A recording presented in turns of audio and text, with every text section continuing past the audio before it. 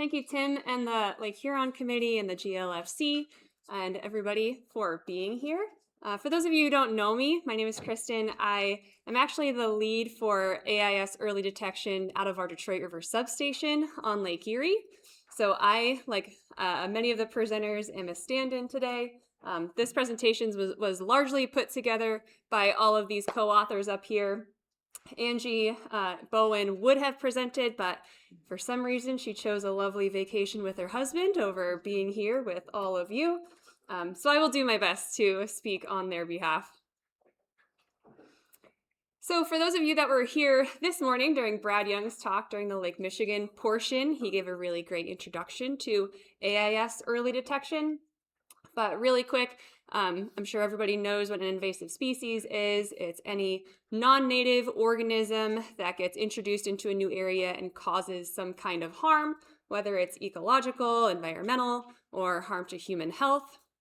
Once those invasive species are introduced and become established, they can cause they can upset the balance of that natural ecosystem, sometimes pretty significantly. So in the case of like sea lamprey, dry-scented mussels, which we're all very familiar with.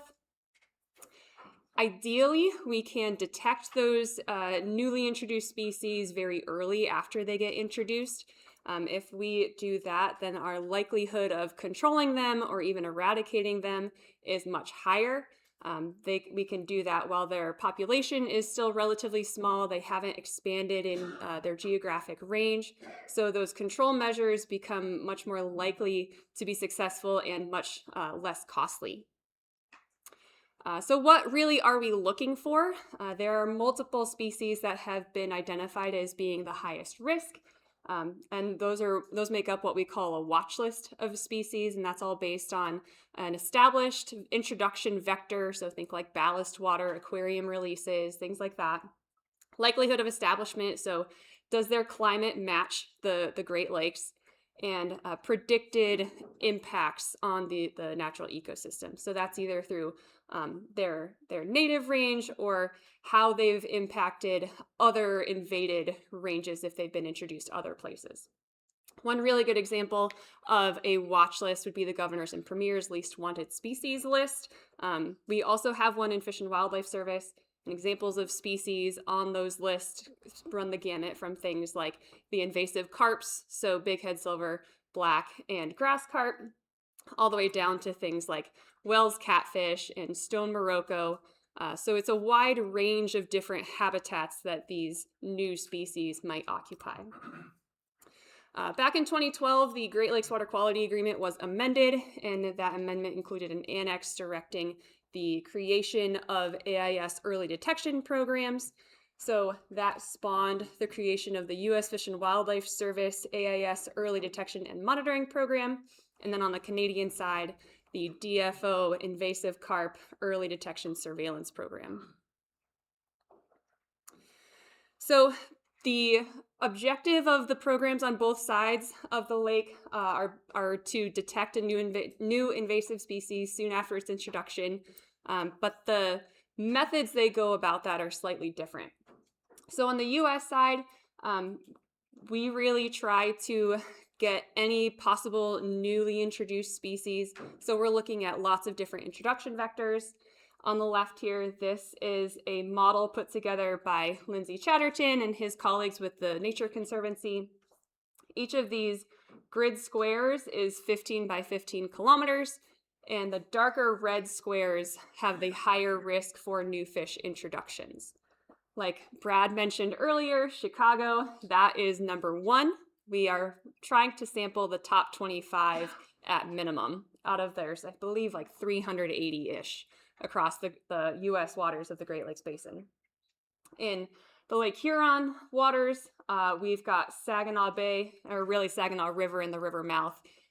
That is within the top 25. And then Thunder Bay is also up there. And then out of our program, we also like to focus quite a bit on the St. Mary's River because it acts as a natural bottleneck for fish spreading from Lake Superior down to Lake Huron and vice versa. Over on the Canadian side, that program is really more focused on the invasive carps. So they select their sample locations mainly on the tributaries that are most likely to sustain a reproducing population of those species. So those spawning tributaries are selected based on modeled variables such as water velocity and hydrology, water temperature, and unimpounded river length. And then they also target some wetland habitats that could provide good feeding opportunities and nursery habitat for juveniles. So we do 3 general methods for AIS early detection. First up is traditional gear sampling. This is what everybody generally thinks of when we think of fishery sampling. It's our electrofishing, fyke nets, gill nets, bottom trawls, anything that can physically capture a fish. Most of that effort is fish community, so targeting multiple habitats, fish sizes, all different species. And then we also have some grass carp targeted surveys done by the DFO program, as well as Michigan DNR does some grass carp targeted surveys in the Saginaw River. Next up is metabarcoding, which Brad talked heavily about this morning. This is another fish community detection tool. So for this one, we are taking a water sample, filtering that to get the DNA and sending it off to the lab. They are running metabarcoding on that filter and getting all of the established fish species, as well as screening for hundreds of new non-native species. And then last is a more targeted eDNA approach using quantitative PCR. That is also a water sample, but we are only analyzing that water sample for certain species. So on the US side, we run those samples for bighead and silver carp DNA. On the Canadian side, they're running those samples for grass carp DNA. Okay, so now a little bit about what we did and what we found in 2025. So this is our site map for our 2025 efforts. All of the red dots on the Canadian side are the DFO sample points. The yellow orange dots are Fish and Wildlife Service and in coordination with our partners for AIS early detection efforts. And then the blue down here, those are the targeted Michigan DNR grass carp surveys. All in all, we sampled a total of 21 distinct locations, almost got to 43,000 fish captured and identified, consisting 84 species, and we did not detect any new species to the Lake Huron Basin. We also reached out to our Michigan DNR and Ontario Ministry of Natural Resource Partners to see if they had caught anything in their surveys or gotten reports of new critters from the charter fishery, commercial fishery, public reports, things like that. And they did not get anything new as well. There is one location that we got to talk about. So in February 2025, there were 2 grass carp detected on video outside Bruce Power Generating Plant. At the time, DFO was notified of those fish, but due to the ice, it wasn't safe to get out on the water to sample. They did get out later in the year to do those sites that you can see there, but they did not detect any grass carp during their surveys. However, there was a member of the public that did capture 1 grass carp near Bay de Dor, just nearby that Bruce Power. We don't know at present if the fish that was captured is one of the same fish that was captured on video. There's no way to know. So at least 2 grass carp made it up there, possibly 3. And I do actually have a video of the 2 fish that were captured by Inspired Planet Productions. So you can see there in amongst a big school of gizzard shad, there is one fish that has some pretty obvious scoliosis, and then one that has a normal spine. The one that was captured did have a normal spine, but again, can't be sure if it was the same fish that was captured on video. So going back to our effort in Lake Huron, we got about 470 sites. Just over half of that was electrofishing effort. Most of it was daytime electrofishing, but there was some nighttime electrofishing done by the DFO program on the Canadian side. The other half is a big mix of all of the other gear types. A big portion of those were general fish community sampling, but some gears like gill nets, trammel nets, they had a larger mesh specifically targeting the larger bodied invasive carps. Getting into some of the details for our findings from 2025, looking in the St. Mary's River. So again, this is the area that we sampled because it acts as kind of a bottleneck for species spreading between the lakes. Starting out with gobies, both round and tube-nosed goby, which are going to be the red and eventually green dots down here. Round and tube-nosed gobies are captured in our program in Lake Huron, but so far in Lake Superior, they're a little bit more rare. Both those species are captured in the St. Louis River estuary and in Thunder Bay, north of Isle Royale. And then round goby are captured rarely in other places, but for the most part, they're a much more rare species in the Superior Basin than in the Huron Basin. Round goby we have caught since the inception of the program down in the lower river, and then tube-nosed goby was first captured in Potaganissing Bay in 2017. Over the time series, both of those species seem to generally be restricted, at least so far, to the lower river, and then tube-nosed goby specifically just to Potaganissing Bay. We did get one round goby near Nebish Island in 2022, but we have not seen round goby that far upstream since then. Backing this up a little bit to talk about ruff. So that is a species that's coming the opposite way. So ruff are established in Lake Superior. They're somewhat commonly captured there, but not so much down in Lake Huron. The first ruff was captured in our program around Lime Island in 2019.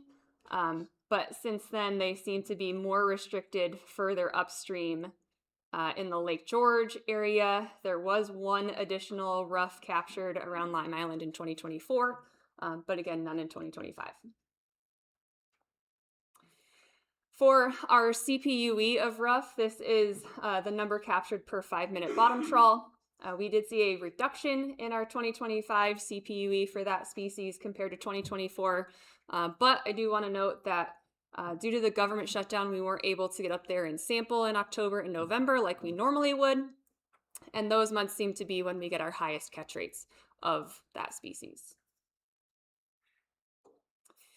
For some context for ruff across the basin, like I mentioned, we do see ruff pretty consistently in Lake Superior, and we see them in Escanaba in Lake Michigan, and then, like I said, in the St. Mary's River. We do have some historic detections of ruff down in Lake Huron, but for whatever reason, it seems those populations have not really persisted. We have not gotten any ruff south of the St. Mary's River since at least 2011. Shifting gears a bit to talk about eDNA. This is our effort that Fish and Wildlife Service put on the landscape in 2025 for metabarcoding. All of these areas were also areas that we sampled with traditional gears. We got about 265 samples total. Those samples are being analyzed at the Whitney Genetics Lab in Onalaska, Wisconsin. And right now they are in the data cleaning phase. 2025 was a bit of a pilot year to incorporate this gear or this sampling method into the AIS early detection program. So that data is very close to being shared with our jurisdictional partners. So be on the lookout for that soon. Sticking with eDNA, but going a bit more targeted, these are the results of our qPCR efforts for bighead and silver carp on the US side. We sampled one location, the Saginaw River. We sampled 5 distinct locations in that river, a total of about 350 samples all in June of last year. Those sites were also analyzed at the Whitney Genetics Lab, and we had 0 positive detections for bighead or silver carp. For some basin-wide context for bighead and silver carp, and we threw black carp in here as well. They are, as we know, very well established in the Mississippi Basin, and we've even gotten some one-off captures of bighead carp down in my neck of the woods in western Lake Erie, but to date there have not been any captures of bighead silver or black carp in the Huron Basin.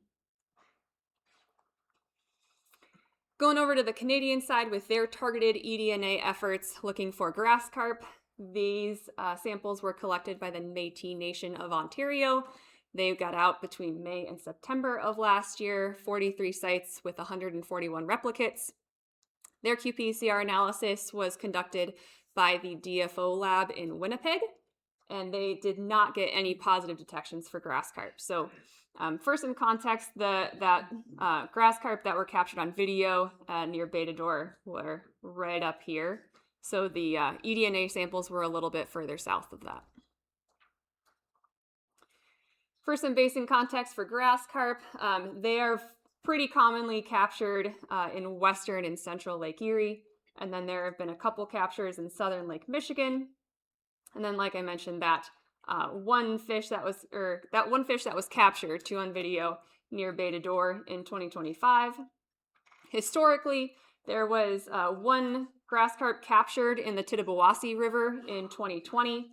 And then pre-2020, there have been a handful of detections near Sarnia, Port Huron, in southern Lake Michigan, and then a couple captured as far north as Mackinac Island and Cedarville in 2007 and 2017.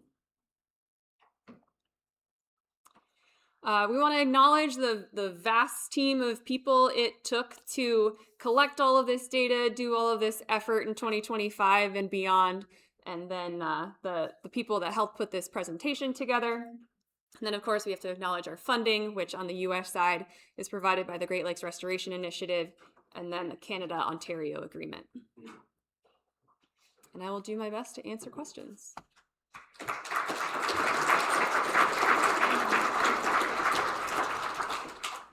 Thanks for